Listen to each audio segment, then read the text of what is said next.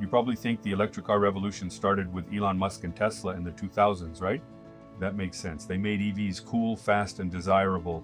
But what if I told you that 30 years before the first Tesla Roadster rolled off the assembly line in Brazil, a visionary engineer was already manufacturing and selling electric cars in series? It wasn't a laboratory prototype, it was a real car, designed for Brazilian streets, running on clean energy in the midst of the 1970s oil crisis. Today we're going to revisit the fascinating and almost forgotten story of the Gurgel Itaipu, the pioneering electric aircraft of Latin America. Get your coffee ready because this story is amazing.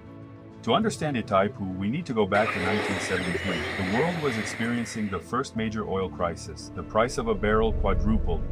In Brazil, which imported most of its fuel, this was an economic disaster. The government began desperately searching for alternatives. It was during this time that Proálcool, for example, was created.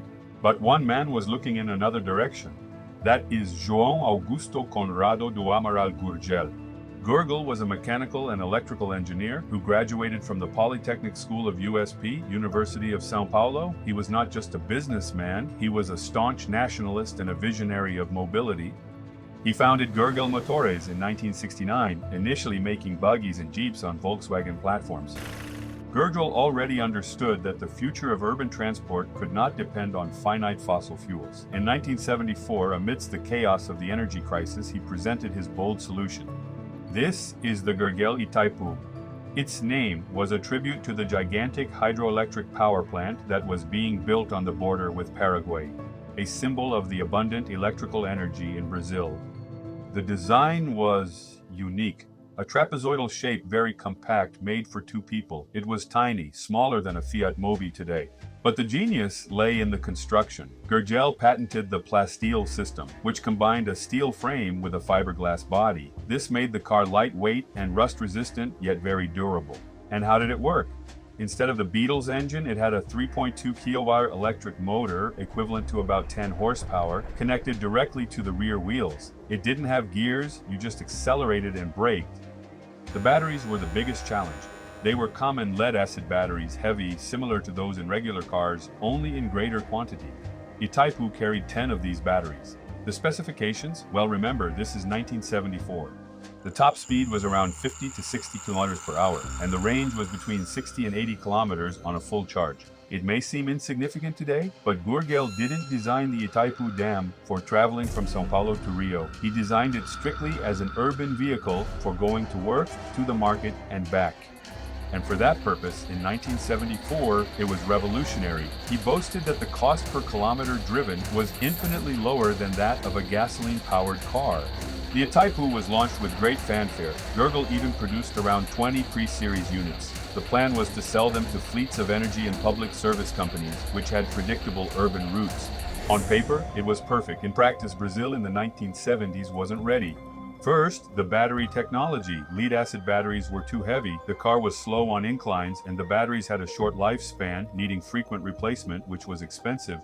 The charging time was long, around 8 to 10 hours using a regular outlet. Secondly, the infrastructure. There were no charging stations, obviously. You depended on your own garage.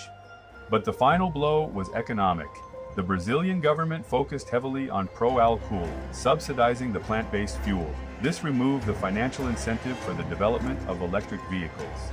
Gurgel, needing to survive, had to shelve the Itaipu project and focus on his Jeeps, and later, on the BR800 urban Jeep with a gasoline engine. Itaipu died like a pioneer who arrived too early for the technological party. João Gurgel passed away in 2009, suffering from Alzheimer's disease and having watched his company fail years earlier amidst legal battles and a lack of government support.